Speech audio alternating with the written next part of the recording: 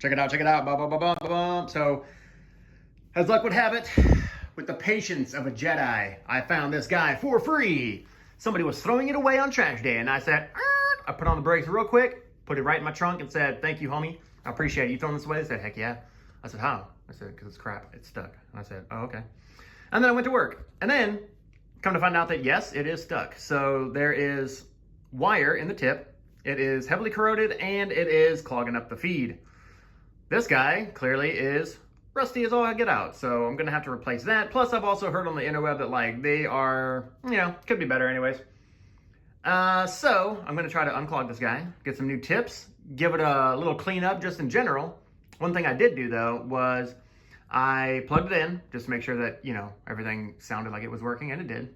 I just clicked on the trigger right here, right, just to make sure that the spool would actually spool up. And it did, it moved, so that's a plus, right? So there's at least something there, but needless to say, I didn't try to like ground it and weld something because it is seized. This isn't a welding channel, right? This is just a making channel. So if I need the capabilities of doing some MIG welding, or not MIG welding, but flux core, right? That's cool. I got my feet wet whenever I went to tech shop back in the day, and I mean, granted, they had like super bodacious MIG welder with like different settings and actual cover gas, and it was very easy to weld. For a novice such as myself. They did a very good job with their classes, and I wish they were still around. But there are different maker spaces in the area that I do want to check out at some point. But I digress. Point is, this could be cool, especially given that it was free. All right, stick around. We're going to fix this guy up. And just like that, we have success. So what I did was I took this guy off. And then they had a 0.035 tip in there, so I clipped the end of that because it was like really like peened into it or whatever, right? So then I just stretched this guy out, and I took the spool off, and it immediately like unwound like crap or whatever. But I clipped it like about right here, just to give it a little bit of room. Undid the slack here, and then I just pulled it, and it pulled right out like real easy. So I'm pretty sure that any type of kink or rust or any kind of inhibition is just gonna, clog this thing up. Plus, you can tell, like, I don't know if they had this thing outside or whatever, but like the spool itself is like really gummy with rust and really yucky. So other than that, let's try to get a new spool, and then I guess take it for a test run. Oh no, not yet. I got to get my new because this thing is gross. We're back with a cleaner unit. It's got a bath. Wires removed. I plugged it in. Got the new wire, 0.030, and I clipped it. So I stuck it in the bing bong, but let's fire it up and see if it'll still trigger. See, that's a plus, right? The fan comes on. That's a good thing. Now we've got this guy. Refocus. New tip, right? We cleaned the tip. That thing was like, you couldn't even get that wire out of the tip to save your life. It was like spot welded, haha, for lack of a better phrase. All right, let's see. Looks like it wants to move, but it's still wound. I don't know.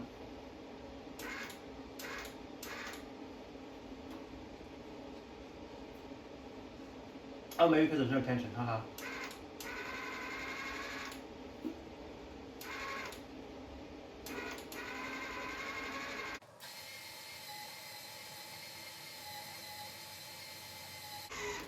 Come on, baby.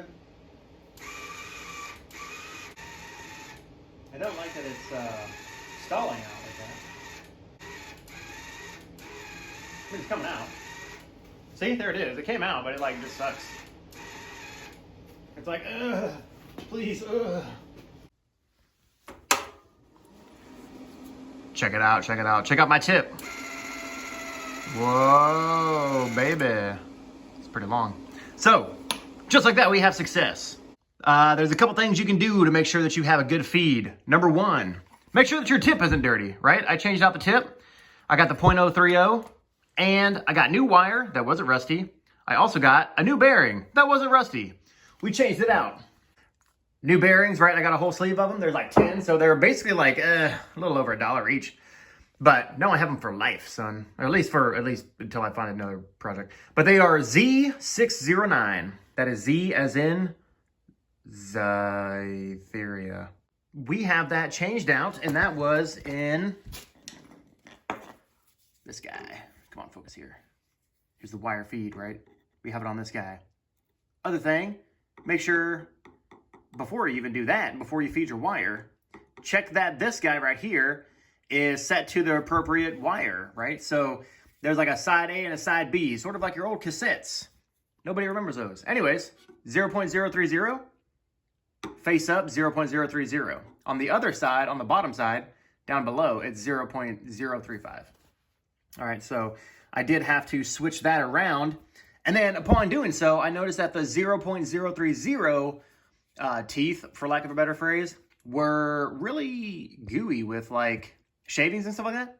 So there's a dude like, sorry if I'm getting this wrong, but Pete's Tools, sounds like an Australian guy. He said that sometimes you can get gummy with some like, you know, wacky wire. So what you could do is put like a little piece of cloth and then tape it around and then stick it on the feed part right here. That way it kind of like wipes your rod before you stick it through the hole. You got to go in with a clean rod, you know what I'm saying? You don't want to gum up the insides. So that's what I'm probably going to do next, just to make sure that I can, you know, try to limit the amount of gunkiness that goes in the sleeve, because the last tip was, if all the other things don't work, right? You got new wire, you've got this set appropriately, you have a bearing that actually rolls with the proper tension, and you got a new tip, and last thing is that, and I was really afraid of this because you saw the wire that I changed out. It was rusty as all hell. So I thought that maybe all the rusty bits were getting in through the bing bong here and jacking up the liner.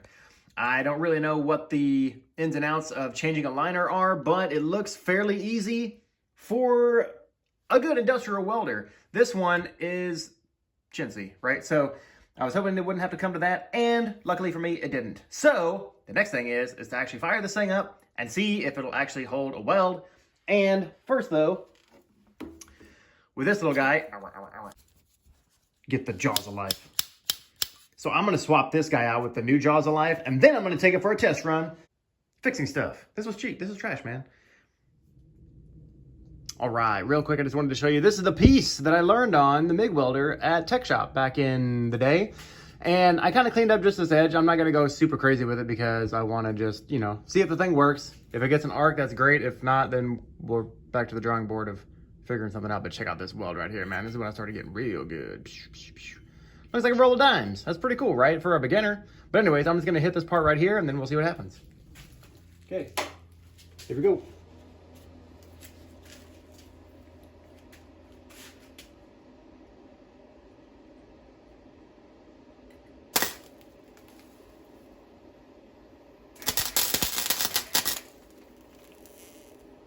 Hey, did something. That's a plus. That's all I needed to see. All right, so that's it for this one. We just wanted to test to make sure the machine was good, and it is. So stick around. We're gonna put this guy to the test and do my first weld project. Weld with air bunnies, because as you can see, I'm not that great, but we're gonna figure it out, which is cool. And what else is cool is that I recently started a PayPal donation page. So if you like what you see, if you'd like to support my channel, I'd really appreciate it. Any little bit helps. Check the link in the ding dong down below. And then also you can check it out on my About Me page. So that's it for now, but we'll see you on the next one. Peace. Buy me a beer, dude. Buy me a coffee. Buy me a coffee. Because I need it, obviously.